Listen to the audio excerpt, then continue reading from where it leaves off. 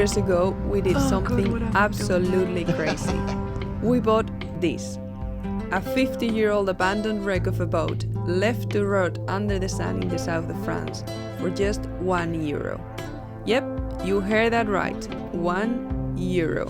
And as you can imagine, it wasn't all smooth sailing, but after 3 years of blood, sweat, and a lot of laughs, we're finally seeing the dream take shape. We're rebuilding Seabird from the keel up, and it's been hard, it's been crazy, but man, it's been one hell of a ride. What started as a wild idea has turned into something even more incredible, sharing our journey with you, and somehow making movies along the way has become our job. We're so grateful that you guys have been part of this journey with us, and trust us, the adventure is far from over. Seabird's transformation isn't complete yet, but we're getting closer every day. So if you're new here, buckle up and join us, because this is one story you won't want to miss.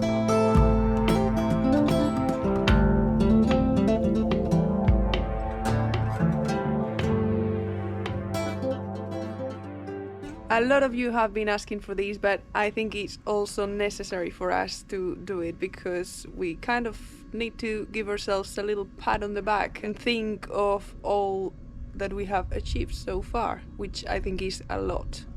We got to the south of France 3 years ago, but the first 2 winters we went working and we went away. So we really just worked during the summers, and it was pretty bad actually. We didn't work as hard as we have been working this last year and a half, because after the whole season working we were too tired and we also wanted a break. So intense work has been happening for the last year and a half that we are based here and we haven't left, and I think we have achieved a lot. So we're gonna go through it all and have a look at the boat and see what is gonna happen in the next few months and what the big projects are for the winter. It is pretty hard doing this recording because Stuart is behind the camera doing silly things. No, I'm not. Yeah, you are. Anyway, let's check out how it looks. Beautiful. So this summer we finished off painting the top sides. If you look at anything closely, I wouldn't say it's perfect, but don't look at it too closely. You know? I think it is perfect. There's a few bits that aren't, you know, when you're just looking at something so closely.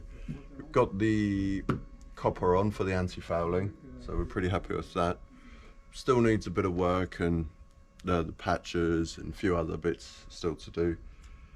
The keel was quite a big job because, as you know, we had a little bit of water coming through the bilge. You know, everyone knows the video I was drilling, and so the keel was full of water. We managed to dry out the keel, and we've filled all the holes, re-laminated the keel with 3 layers of fiberglass, then filled it, basically plastered it with epoxy filler to sand it all fairer basically, and then what did we do? 4 layers of primer and 5 layers of copper coats. Yep.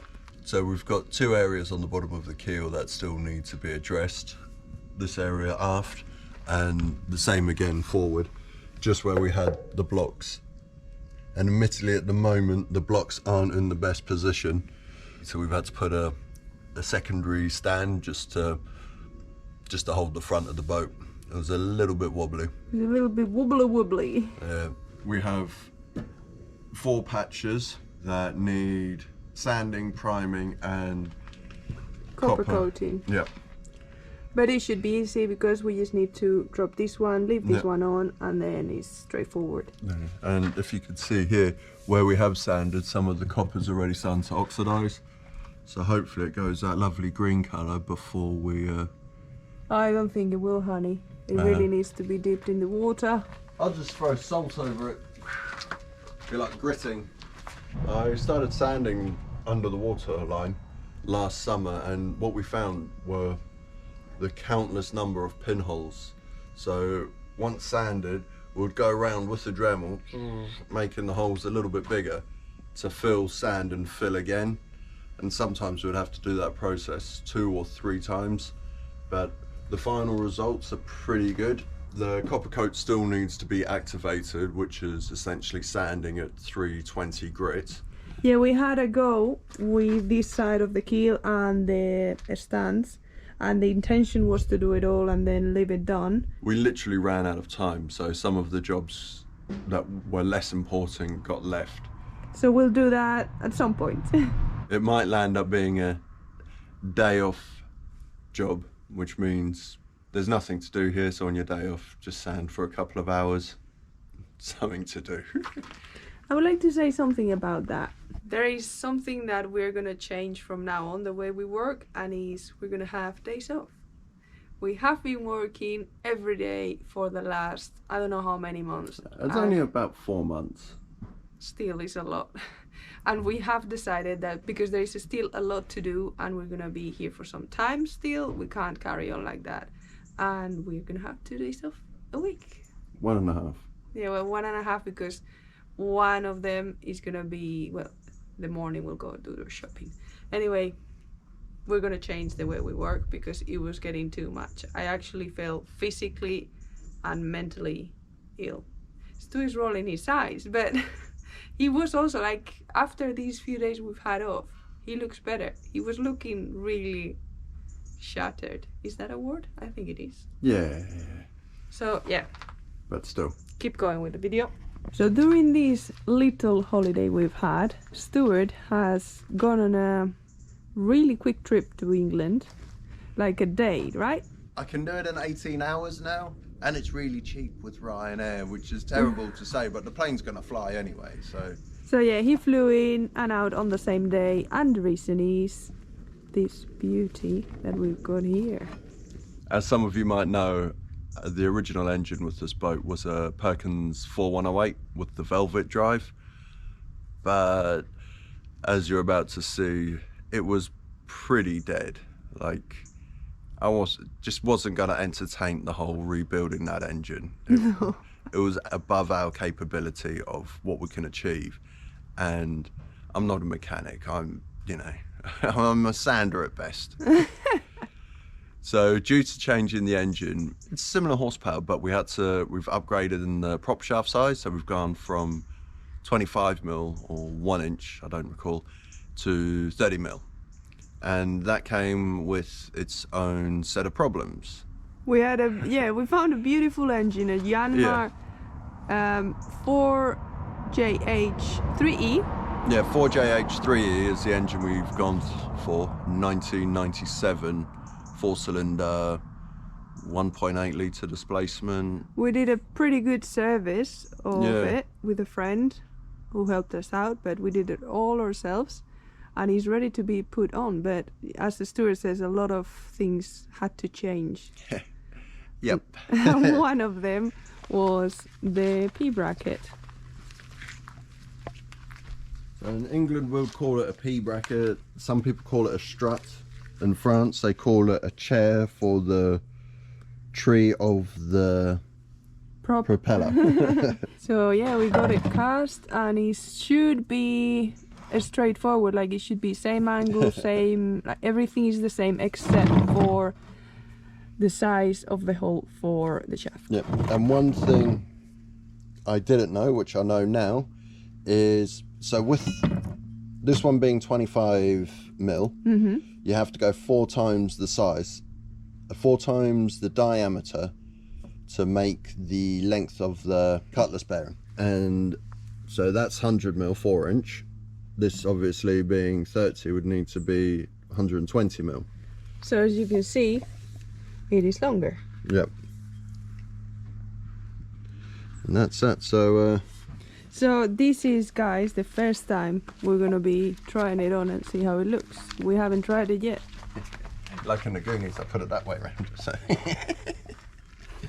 let's see if it fits.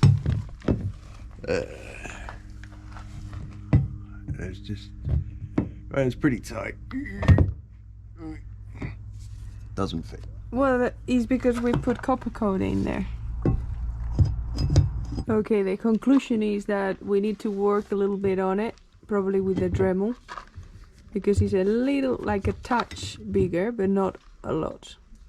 Probably Look about 2-3 mil. But once we square it off, it'll probably be about 1 millimetre, 2 millimetres we need to take. Yeah, it looks good, and it's supposed to align with that, which right now it doesn't. But it's because it's not in.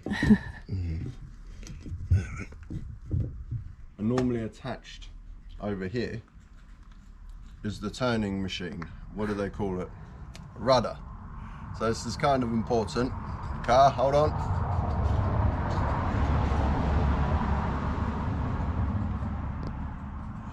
So, game on.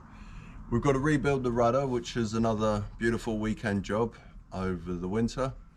And with that, we'll have to Open it like a sandwich. Take out the shaft, see what the actual blade's like, the bit that's welded onto the shaft. We have a new shaft that I'm hoping is pretty straight. And we can re-weld it. Yep, with our new welding friend from next door. And then it's a case of filling it with foam and relaminating the rudder. And then just prime it, copper coat it, and the whole business. Yeah. So we've got the rudder ports, which is Imperial Standard, 1 3/4. We need 4 bolts, which we've only been able to source from the States. So we'll get that ordered, but the delivery is normally pretty good from America. Yeah, really quick. Yeah.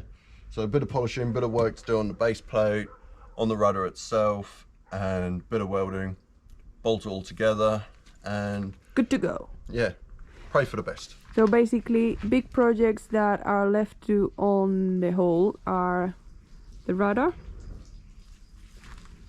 the P-bracket with the prop and the shaft, and finish all the little patches and bits in the hull. We've got 4 of them, 2 on the bottom of the keel, and then sanding the copper coat off to activate it. And I think that will be it for the hull, right? Probably. Cool. Let's go upstairs and see what treats we've left up there.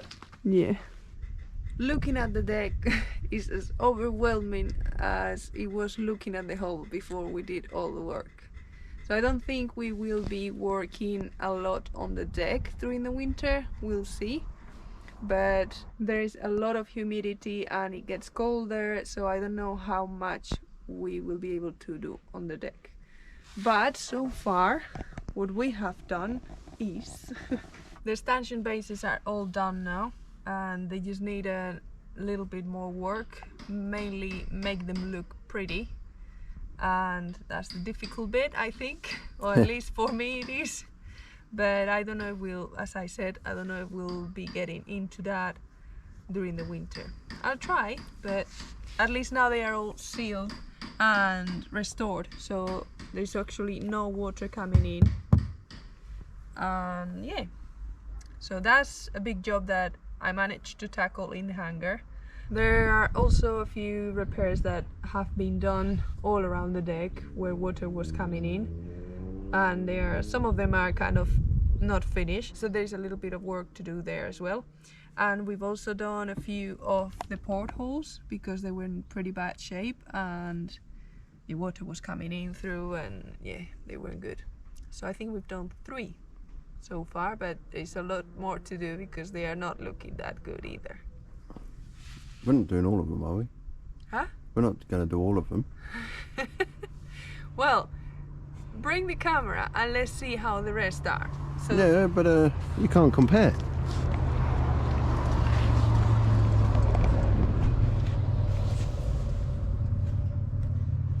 Yet to be worked on, but it's acceptable. But look, if you look closely here, you can see there's no sealant anymore, so water is probably going in there. But this is not one of the worst, actually. Let's check the other ones. Marina's just making work for herself.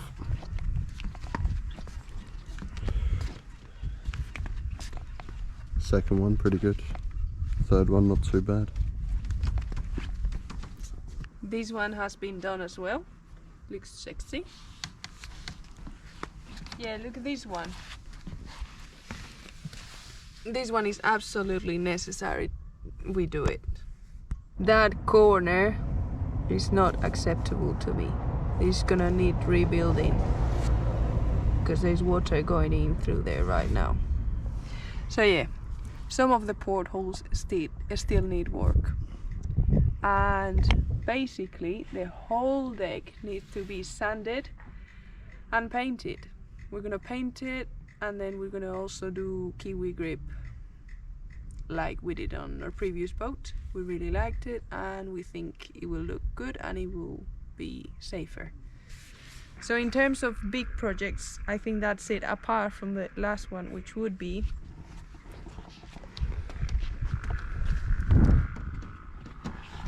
Dum dum dum. the windlass, which is covered right now because when it rains, water comes through.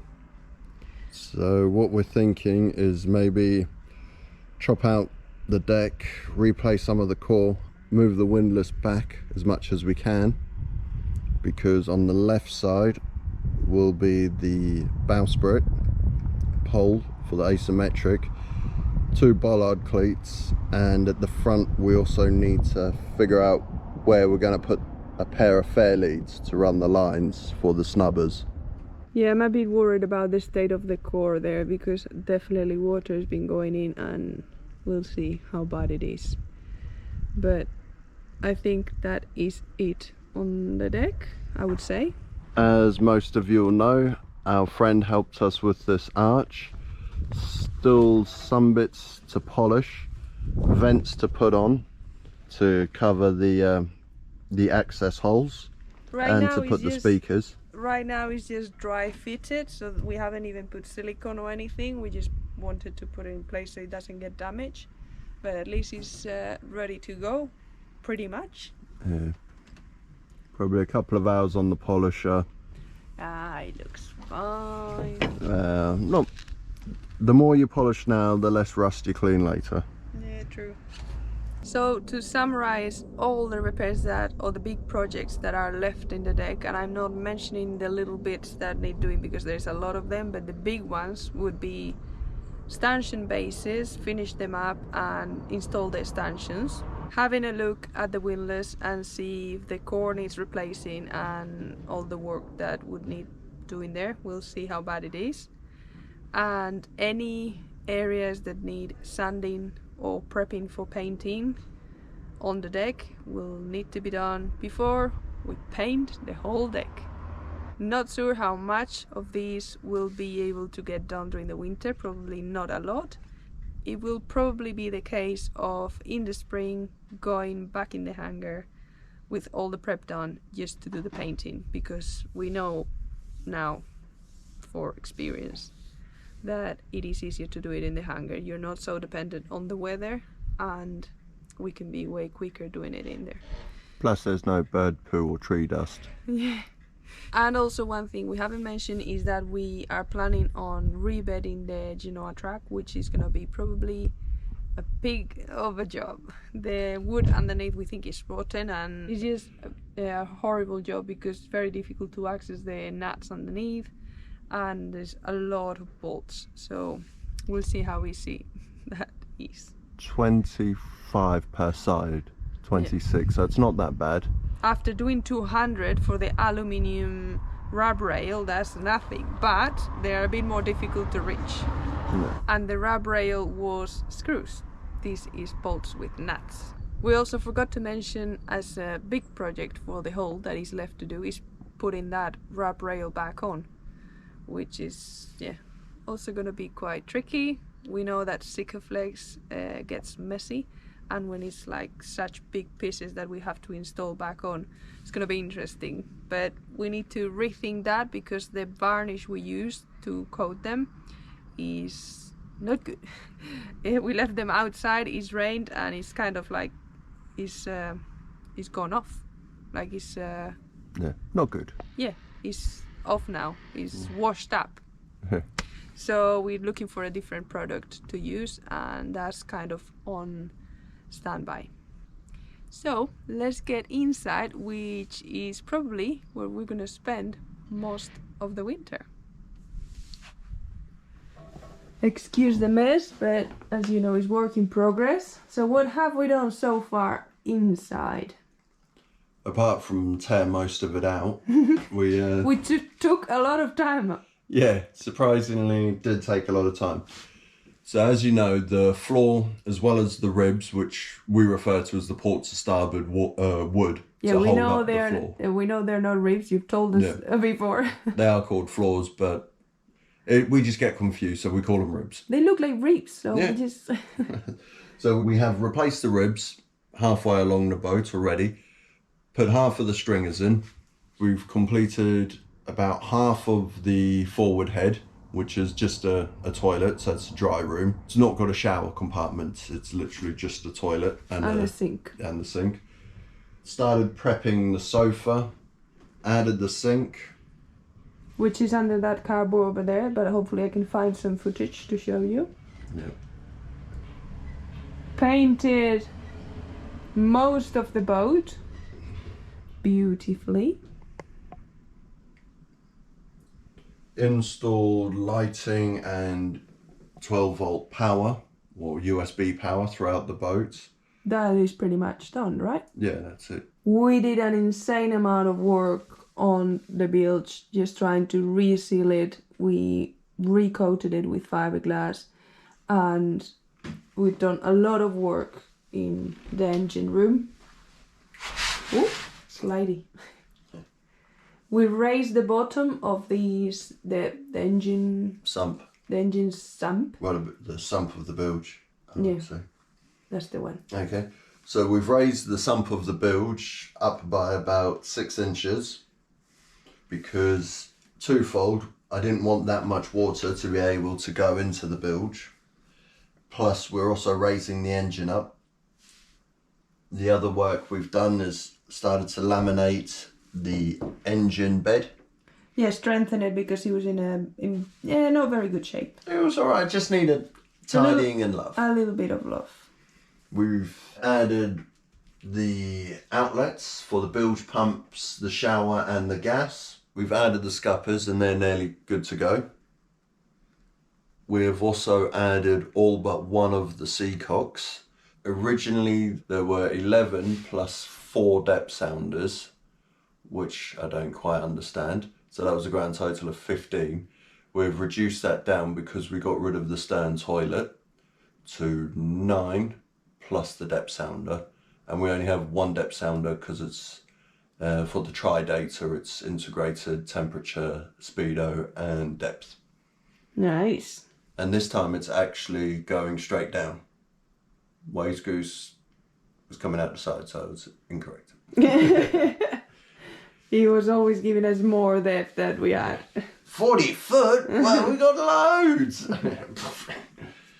So yeah, we've done a lot inside, but a lot of it is like, I can't even remember it anymore, you know? It's little hidden. bits here and there, taking things off. Yeah. I mean, it's been intermittent work, as you know, we're a bit like chaotic on the way we work and start things, then change our minds and think something is like the hangar. It was just...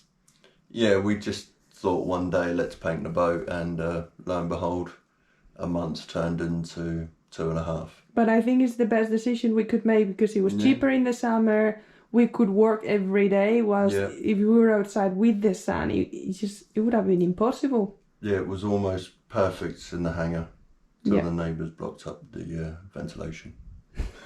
And they got noisy. We got some noisy neighbours. They kind of made us feel that we wanted to leave their hangar then, so it was good timing. They shoot us out. Yeah, some of the harder parts before we could even get in to clean and rebuild was removing the old bits. The old tanks. So we had 2 aluminium water tanks plus a huge fiberglass fuel tank, which is what was here. And that was underneath was a mixture of horribleness that I'd hate to go into. Same with the sump for the engine. Under the sump it was a cross between soil, soaked cat litter and engine oil. It stank. Yeah, I basically had to go in there with a gun, shovel. Yeah, a little spade and just Oh, it was one of the grossiest jobs I've done. Just oily, dirty. Yeah, and this tank was quite tricky to take off. It was attached on the sides to the bilge, like fiberglass done. So we had to cut it off, and it was heavy as hell. It was a heavy tank.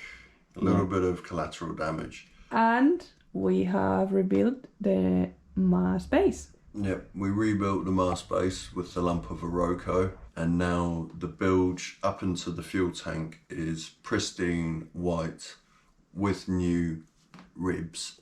And we've also added a floor, which currently is just a 15mm plywood epoxy floor, because we don't know what covering we're going for. But that is a conversation for another day. We're thinking, let's mention it, we're thinking about cork. Yeah, just taking rolls of cork, gluing it on with epoxy, and covering the cork with G4. Yeah, because we've looked for the marine cork, and oh la la, expensive stuff. So we're looking into a way to do it ourselves, like waterproofing it ourselves, but we'll see. That's really into the future. Yeah, that's not in our heads right now. Yeah, that's a job that we could do another winter, a winter or two away. So let's get on to the real business. What is coming? Like, what are we doing now inside? So I've started sanding the engine bed, ready to modify the height and laminate, ready for the engine. Because if we haven't mentioned it, we have to raise the engine bed with this new engine. Yeah. Should I just stick with the Perkins? I think Stuart's regretted just a couple of times not going for the same engine. Yeah. But I think once all the work is done, it'll be worth it. Yeah, because I like young I like young man. Stuart's a bit picky with his engines. So the plan is raising these two bits with those chunks of Iroko that we got, fiberglass it, so basically build up this structure using wood and fiberglass. Once we raise this, we'll have to reinforce everything else, these beams and the sides and everything else. Finish off the ribs, which is 2/4 ribs. Yep. 2 full ribs that are already built, and then a bulkhead, a half bulkhead. This one here. Which we had a go, but Stu got it wrong. Yeah, plywood in France, it's, expensive. But I think it is what it is. It's not a waste. So once the engine bed has been modified to suit the new engine, we'll paint the whole of the bilge white, as we did with the forward side, which is just epoxy primer. Install the engine. Yay! Have a go at aligning it. Which is gonna be fun. Yeah. Cry a little bit. No, Carry come on aligning it. Let's be positive. It's gonna be smooth. Yeah. So when it comes to rebuilding the engine room, wall will come down here to counter height level, and then carry on to the floor, so we can have access to the front of the engine. We'll have access to the side of the engine, but there will be a wall here and inspection hatch here to get to the oil and the like if you can't reach it from over the top. There is a door to access the engine room, step over the gearbox, and all on this side will be the services, batteries, water tank, day tank, refrigerator. Water tank? No. Hot water tank. Hot water tank. And the refrigeration unit for the freezer. Yeah, which is another project that we need to sort out. So that's all of this area that's enclosed, apart from this, it sort of bellies out. Countertop goes along here for the whole galley. Under the countertop we have fridge. In the corner there is the freezer, and where the cables are is the cooker. So to summarise, what we would really hope to get done over the winter would be ribs and floor, engine bed, engine install, including alignment. So that means it's good to go. After that would be galley, saloon, table, and If we get all that done in the next 2-3 months, I am happy. they change out 4. 4 months, okay. So that is November, December, January, February. Midwinter. So those are pretty important jobs. Finish off the forward head, which is something and nothing. No, not a huge amount of work left on that. Once the floor is on, the bilge is painted, the floor is on, and the engine is in, it's all, I think, more like easier jobs, no? It's all almost installing new then.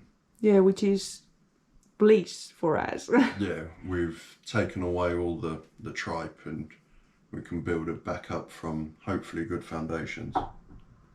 And there is one last thing we haven't mentioned, and it is very important in a sailboat, and it is the mast, which is, as you know, or you might know, you might not know, you might be new here. It's the mast that is downstairs and it needs some work. We could pretty much install it how it is, but we want to paint it as well, because now that we've done all the painting on the hull, we just want the whole boat to look nice and tidy. So we have to sand it, paint it, install a few bits, right? Yeah. Winches, new winches that we have to install on the mast, and run all the ropes through and all the rigging. So yeah, that's pretty important. I don't know what point that is gonna get done, but pretty much winter, engine, floor, rebuild the inside a bit, mainly galley, so we can start to think about moving in as soon as possible. And once all that is done, we can crack on with the rudder, the mast, and that's pretty much most of the important things. Yeah, looking forward to this winter, and hopefully you guys are looking forward to this winter as well, and joining us in the inside whilst we try to tackle all these jobs. Anything you want to add? Oh, it's going to be fun. We have recharged, we're full of energy now, and we're going to be in this town for the next at least 6 months. For the next little while. Yeah. We never leave this place unless we, a few days ago we went on a little holiday, but now that's it. Not even Christmas. Us here for the next 6 months. Us and the boat. One thing we didn't say. What? One thing we didn't say is. I'll hold it for you, honey. We probably haven't said many things, but yeah, there's still loads more jobs. We just don't know about them yet. We're just trying to think about there's many things to mention, like the companionway. We've got new wood to install, many bits like that, but we're just focusing right now on the big stuff. We need to get at least a pair of winches on the coach house, because to move the engine, we're going to need power. I just can't lift 200 kilos. So with blocks, tackles and winches, hopefully that will be enough to move the engine from the bottom of the companionway into its home. Yeah, because it will come in through that hole where Stuart is at, coming down there, like the other one came out, and then we need to basically push it back inside the engine room, and that's gonna be the tricky bit, and we might need some winches installed for that. Yep. To take the weight. Exactly. Cool. I think this was really needed for us to realize how much has been done so far, and also have a little plan in our heads of what's important, what's coming. Mentally visualize the next coming months. Yeah.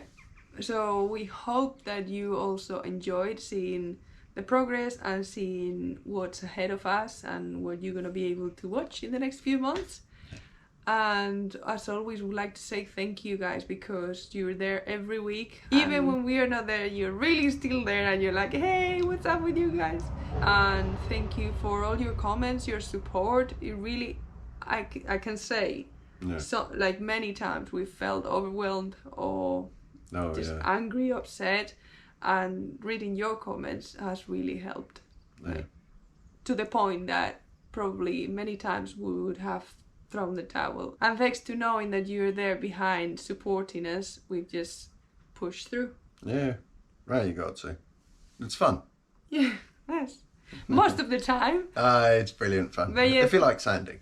Thank you for also your support. Like, it's overwhelming how much you have helped through PayPal, through coffee, just becoming a patron and being part of the family. It really makes a difference. At the moment we manage to survive with what we make through these videos, but thanks to all these extra support we can get more work done and get faster in the water. Faster or quicker? Quicker to the water. Yeah. Something like that. You know where we're going. Someone left a little present for us yesterday, just by your door. And we don't know who it is, but we would like to say thank you. It was a bottle of champagne, and its purpose is to celebrate when Seabird goes in the water. Yeah, and that was from the local chandlers, but we don't know which culprit at the chandlers. Yeah, please come to, how do you say, come to... Yeah. To the light? No, okay. Identify yourself. Identify yourselves, please, so we can thank you personally. But yeah, a lot of pressure now, because we have to open that bottle of champagne as soon as possible. That's pretty much about it. I hope you enjoyed the sort of rundown, the summary video of where we've been and where we're going and what we hope to achieve in the coming months. And, hopefully, hopefully we get it done. Otherwise we won't, and it'll be annoying. Oh, come on, Stuart. You're supposed to be the positive one here. Now we'll get it done. But thank you very much, and see you next Friday, probably knee deep in fiberglass dust and back to it. That's it. Thank you. Bye. Cheers.